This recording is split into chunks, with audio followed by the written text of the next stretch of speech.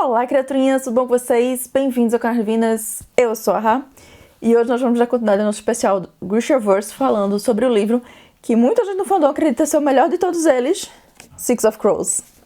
Então, Six of Crows foi publicado em 2015, um ano após a conclusão da trilogia de Sombra e Ossos, tá? E ele é o primeiro volume da duologia, de mesmo nome, a duologia Six of Crows, que expande o universo criado por Leigh Bardugo.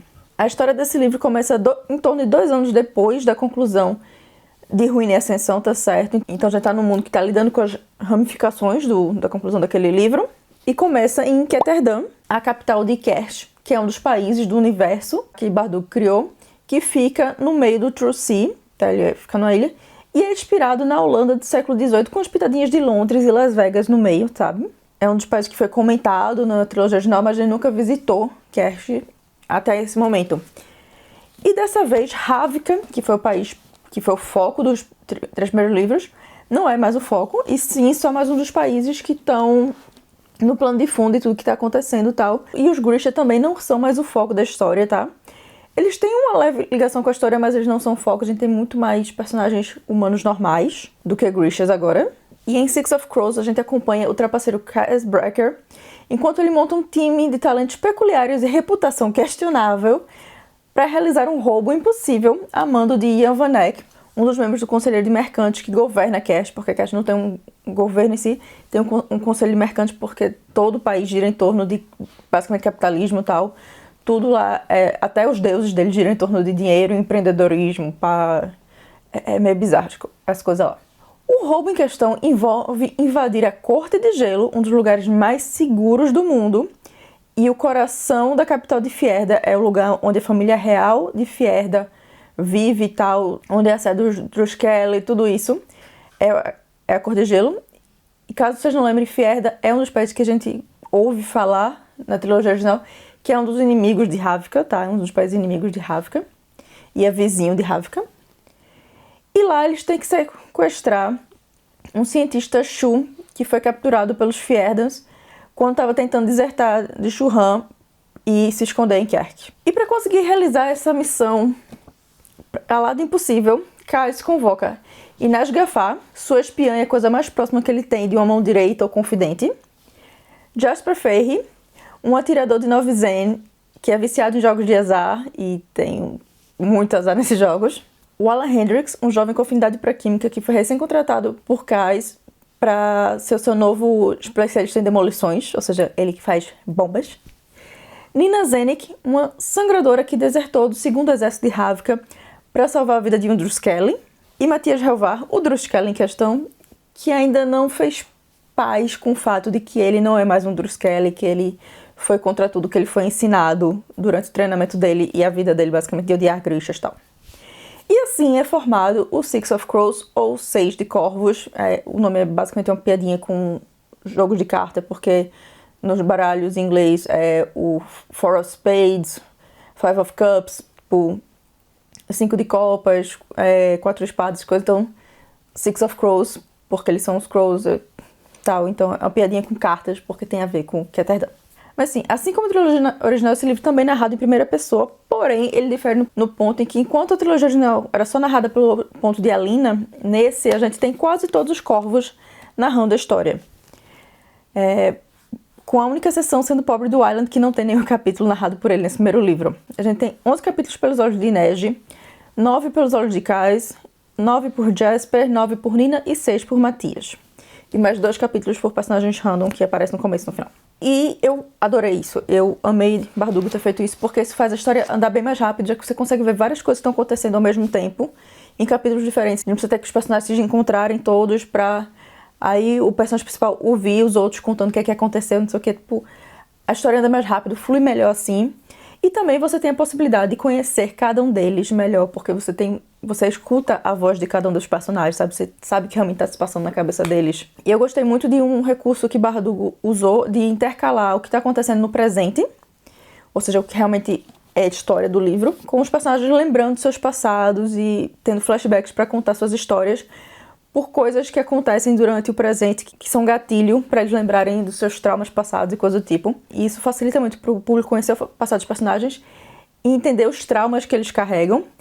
E trauma é uma coisa que não falta nesse grupo, tá certo? Pelo amor de Deus. Cada um tem um trauma mais pesado que o outro, inclusive eu acho que o livro devia ter um aviso de gatilho, porque alguns desses traumas são complicados. Tipo, não tem nada gráfico exatamente no livro, tipo, Bardugo não tenta fazer um trauma porn na história de momento nenhum, mas ainda tem coisas que podem ser gatilhos para algumas pessoas, por mais delicadamente e entre linhas que Bardugo fale sobre o tema, sabe? E toda essa questão dos traumas de personagens, os temas mais adultos que são explorados nesse livro, faz que ele pareça uma obra bem mais adulta do que seus antecessores, tá certo? Por mais que Sombrio se passe durante uma guerra, ainda tem um ar muito adolescente, muito juvenil na história. Aqui já é uma coisa mais pesada, mas ainda é um livro jovem adulto, já que todos os protagonistas têm entre 16, o Wylan e Neji, há 18 anos, Matias, que é o mais velho, os outros têm 17, que pra mim não faz nenhum sentido, e é o ponto mais fraco do livro pra mim, porque por mais que a maioridade nesse universo de Bardugo seja 16 anos, toda a experiência que os personagens têm, todas as habilidades que eles têm, toda a maturidade que eles têm, e as coisas que eles passaram na vida deles, não faz sentido pra adolescentes, não bate com a idade deles. Tanto que durante toda a minha leitura, eu tava projetando eles na minha cabeça como tendo de 20 a 25 anos, porque isso fazia muito mais sentido. Inclusive, uma das melhores coisas do seriado é ter deixado todo mundo mais velho, porque não faz sentido Kais e Neji terem só 16, 17 anos de jeito maneira. Tipo, quando a gente bota numa coisa mais realista, como um seriado de live action, sabe? Então, pra mim, o ponto mais fraco da história é a idade dos personagens, mas o modo como a história é narrada por eles eu gosto e é bem mais complexo do que Sobre Ossos. Então, no fim das contas, eu tenho que concordar com a maioria esmagadora do fandom. Six of Crows é um livro bem superior à trilogia Grisha. Não tem pra onde correr. Ele mostra uma evolução incrível na escrita de Bardugo. Tipo, e se não fossem as 10 personagens, eu diria que esse é um livro de fantasia adulto sem problema nenhum. Eu gosto bastante como ele expande o universo, fugindo dos clichês da trilogia Grisha, tipo, porque ele poderia ser outro livro focando nos Grisha, focando em Ravka e tal, mas não, ela vai além, ela procura os personagens completamente diferentes, com histórias diferentes e tal, e a diversidade também que os personagens aqui têm é incrível, porque a gente tem Inej, que é Sully, Kaz e Wylan, que são de Kersh, Jasper, que é de Nova Zen, Nina, que é Ravka, Matias, que é Fierda. A gente tem basicamente um pouco de todo desse mundo de Bardugo aqui nos Corvos, sabe? Tipo, eu gostei muito disso, de como ela explorou a diversidade do mundo dela de um jeito simples, fácil e extremamente natural com esses 3 personagens. Eu gostei muito disso.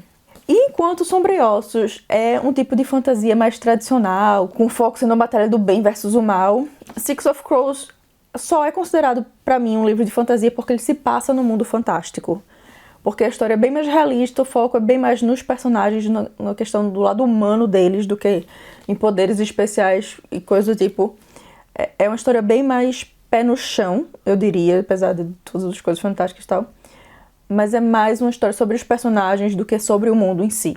E pra mim o foco real do livro é a experiência humana e como as pessoas reagem e sobrevivem a traumas fortíssimos que são causados simplesmente pelo fato de viver numa sociedade imperfeita e problemática, exatamente como a sociedade que a gente vive é, sabe? E como, mesmo nas situações mais adversas, é possível você achar pessoas com quem você consegue se conectar e formar uma família, mesmo que não seja uma família biológica, mas uma família por escolha, sabe? Eu acho que esse é o maior trunfo e a melhor coisa do livro. É exatamente esse modo como ele é uma história sobre os personagens e não sobre o universo. Não que a história em si não seja interessante, porque a história é interessante, tem umas ramificações assim muito legais depois no segundo livro e tal. O foco e o trunfo pra mim do Six of Crows são os personagens, que mesmo sendo completamente diferentes os 6, cada um tendo uma personalidade diferente, tendo um passado diferente, tendo prioridades diferentes, eles funcionam muito bem juntos e se você tirar qualquer um deles ali, deixa de funcionar. Tudo cai por água abaixo se você tirar qualquer um deles do meio disso. Não só em quesito da história, mas a dinâmica deles também. Eles precisam dos 6 pra funcionar.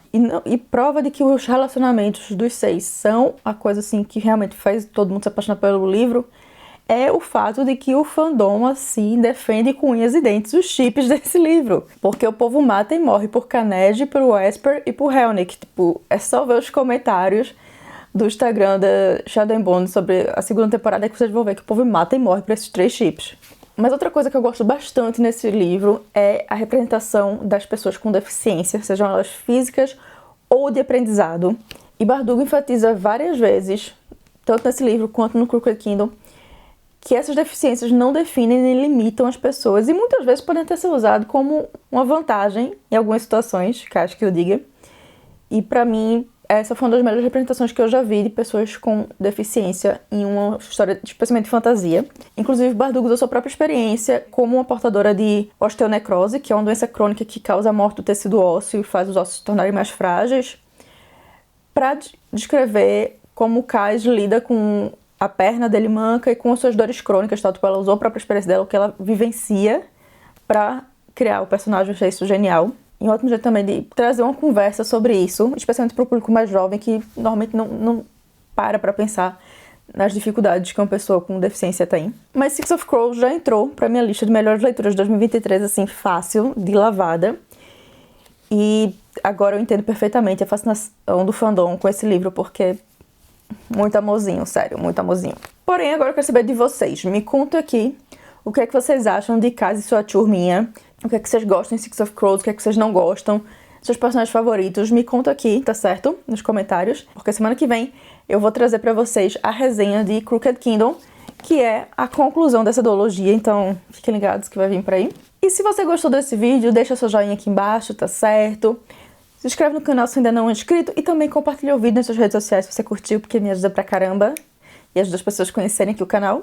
Também me segue nas minhas redes sociais pra ficar por dentro dos bastidores do canal e saber o que é que tá vindo por aí, poder interagir comigo e tal. Mas eu vou ficando por aqui porque eu tenho que ir maratonar a segunda temporada de Shadow and Bone, que acabou de ser liberada na Netflix, tá certo?